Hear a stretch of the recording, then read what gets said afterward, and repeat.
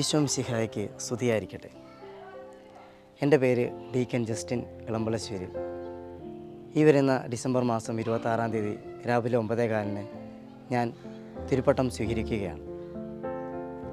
ഈ തിരുപ്പട്ടത്തിന് മുന്നോടിയായി സെമിനാരി ജീവിതത്തിൽ ഉടനീളം എൻ്റെ മനസ്സിലേക്ക് കടന്നു വന്നൊരു വചനമാണ് വിശുദ്ധ പൗലോസ് ശ്ലീഹ ഗലാത്യയിലെ സഭയ്ക്ക് എഴുതിയ ലേഖനം 2-ാം അധ്യായം 20-ാം വാക്യം.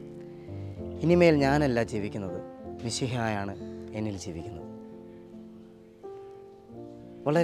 വളരെയേറെ അർത്ഥവത്തായൊരു വചനഭാഗമാണ് ഇത്. മറ്റൊരു മിശിഹായായി ജീവിക്കാനുള്ള വിളിയാണ് ഓരോ പൗരോഹിത്യം. അതുകൊണ്ട് തന്നെ പൗലോസ് ശ്ലീഹായുടെ ഈ വാക്കുകൾ എൻ്റെ പൗരോഹിത്യ ജീവിതത്തിൽ ഒരുപാട് ബലം നൽകുന്ന ഒന്നായിട്ടാണ് ഞാൻ കണക്കാക്കുന്നത്. ഇനിമേൽ ഞാനല്ല ജീവിക്കുന്നത്, മിശിഹായാണ് എന്നിൽ ജീവിക്കുന്നത്. പൗരോഹിത്യം എന്ന വലിയ ദാനം സ്വീകരിക്കുമ്പോൾ ഞാനെന്ന വ്യക്തിയെ ഉപേക്ഷിച്ച് മിശിഹായി ധരിക്കുവാനുള്ള വലിയൊരു വിളി. ഇതാണ് എൻ്റെ പൗരോഹിത്യം. ഇതാണ് എൻ്റെ പൗരോഹിത്യ ചിന്തയെന്ന് പറയുന്നത്.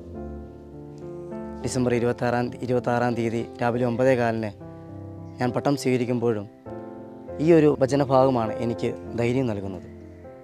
മറ്റൊരു മിശിഹായായി ജീവിക്കാനുള്ള ഒരു വെല്ലുവിളി. ഏറെ സ്നേഹത്തോടെ നിങ്ങൾ ഓരോരുത്തരെയും എൻ്റെ ഇടവകയിലേക്ക് സ്വാഗതം ചെയ്യുകയാണ്.